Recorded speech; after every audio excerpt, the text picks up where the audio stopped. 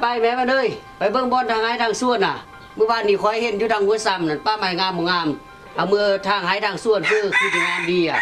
ไว้ได้จะรักษาอะไรพอมันน่ะเนาะเขาจะกี่ฝาเลยเอาแถมมาครูกันยังเกียมผาเกียมมีดเอาข้าวเอาน้ำได้มานะน้ำในเจ้าและยูนควรนั่นน่ะเอาล่ะไปไปจะจมนั่นน่ะนึงบ่ทันทางไหนะพ่ออ่ะ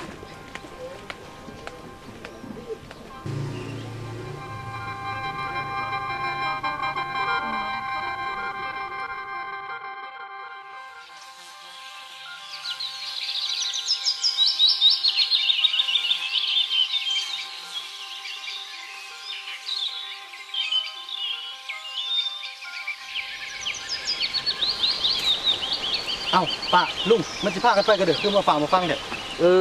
ป้าลุงเพิ่นสิมาทางป้าแถวนี้ไทยนี่เพราะว่าต้นใหม่เยอะทางไทยคือสิงามซะนะแม่นแล้วจุป้าจีทางแต่ซนกระเตอผุนจนฮอดซนเพลงผุนใดปลูกข้าวได้ปลูกสลีเด้โอ้บ่ได้ป้าลุงนับแต่เส้นทางกับพี่จนฮอดกับพุ่นมันป่าสงวนเม็ดใดเพิ่นบ่ฮือผู้เดือดำเนินกิจกรรมซื่อก็เป็นต้นในการทางป่าเฮ็ดไร่เฮ็ดสวนนี่ล่ะพวกเขาทุกคนจะได้พร้อมกันปกปักรักษาเอาไว้ป่าสงวนนี่น่ะโอ้สันเป็นป้าสงวนนี่มันเป็นป้าเนาะเด้ออธิบายให้ป้าลุงฟังได้ดูแม่นล่ะป้าลุงบ่เฮหูได้ป้ากะเฮียงได้ยินมื้อนี้แนวนี้ป้าลุงการปกปักรักษาป่าสงวนนี่น่ะก็เพื่อให้ป่าไม้มันมีความอุดมสมบูรณ์เนาะถ้าต้นไม้เยอะๆคือจังซี่น่ะเพิ่นบ่ตัดบ่ทำลายได้ป้าก็คือการปกปักรักษาพันธุ์พืชพันธุ์สัตว์ชีวนานาพันธุ์ระบบนิเวศที่มีคุณค่าทางด้านธรรมชาติให้มันคงตัวและขยายตัวตลอดไปเพื่อให้เส้นลูกเส้นหลานได้ฮู้ได้เห็นในอนาคตเป็นต้นแม่นเขตห่วงห้ามเด็ดขาดเขตนี้แม่นเพิ่นบ่ฮือมาเฮ็ดกิจกรรมอย่างเด็ดขาดได้ป่าเช่นว่าการทางป่าเฮ็ดไร่เฮ็ดสวนและล่าสัตว์ต่างๆและป่าสงวนในพวกเฮาทุกคนจะได้พร้อมกันปกปักรักษาเอาไว้ให้มันมั่นคงตลอดไปในป่าเขาเจอแล้วป้าลุงได้ข้ามเบิ่งเม็ดแล้วเกือบทางลิดๆแล้วเนาะแม่มันเนาะคันหลานบ่มาอธิบายนั่นนี่ความสำคัญนั่นนี่จุป้ากับจีทางก็มันเกี้ยงแล้วคันฮูนั่นนี่ก็จีเมื่อแล้วเนาะเพราะมันเนาะบ่ทางละเมื่อซอกเฮ็ดเนี่ยธุรกิจอันอื่นเอาเหมาะสมแล้วก็มีความคงตัวกันนี่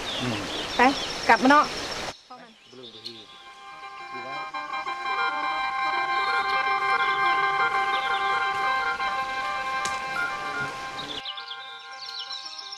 แม่นแล้ว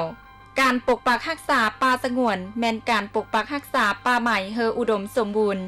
ก็คือการปกปักรักษาพันธุ์พืชพันธุ์สัตว์ชีวนานาพันธุ์ระบบนิเวศทางด้านธรรมศาสตร์เฮอดำรงคงตัวและขยายตัวตลอดไปเพื่อลูกหลานได้ศึกษาเรียนรู้ในอนาคตสนับสนุนโดยโครงการสร้างความเข้มแข็งในการคุ้มครองป่าสงวนและป่าป้องกันแขวงหัวพันธุ์